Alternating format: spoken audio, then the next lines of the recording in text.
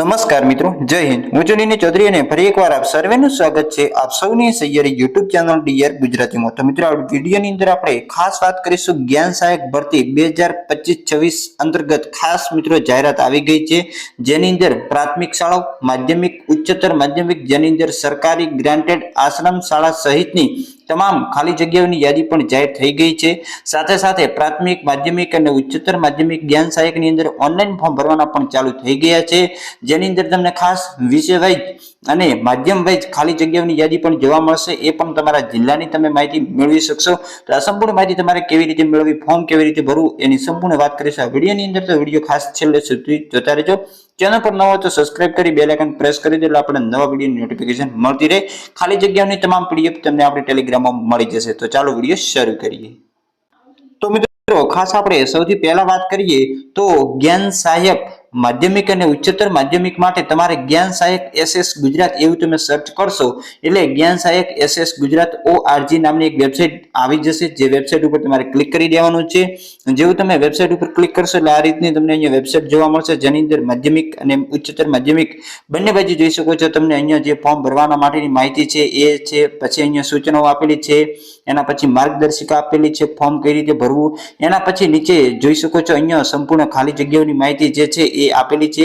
પહેલા નંબરનું છે એ મિત્રો ખાસ સરકારી માટેનું છે. જેવું તમે એની ઉપર ક્લિક કરશો એટલે જોઈ શકો છો સરકારી માધ્યમિક વિષયવાર અને મધ્યવાર અહીંયા તમને ખાલી જગ્યાઓની સંપૂર્ણ યાદી જોવા મળી જશે, જે મિત્રો જ્ઞાન સહાયકની હાલ ભરવાની છે. એના પછી નીચેના ઉપર તમે ક્લિક કરશો એટલે અહીંયા તમને ગ્રાન્ટેડ માધ્યમિક શાળાઓ છે એની પણ યાદી આવશે, નીચે ટોટલ લખેલી હશે.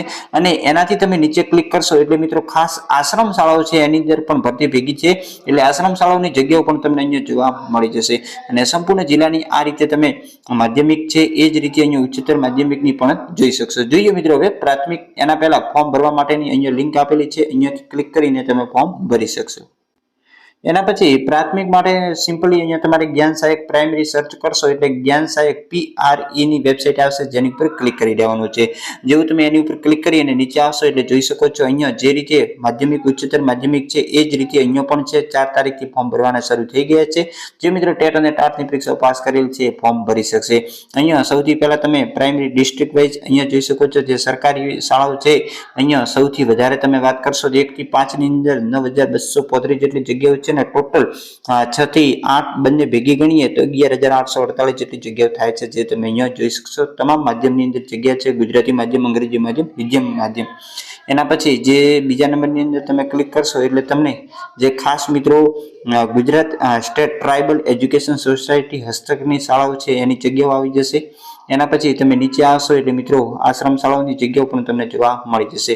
અને ફોર્મ ભરવા માટે તમે નીચે આવશો એટલે અહીંયા લોગિન કરવાનું, લોગિન કર્યા પછી તમે ફોર્મ ભરી શકશો. તો આ રીતે જે પણ મિત્રો ટેટ અને ટાટ પાસ કરી એમના માટે ખાસ અગત્યની નોટિફિકેશન છે.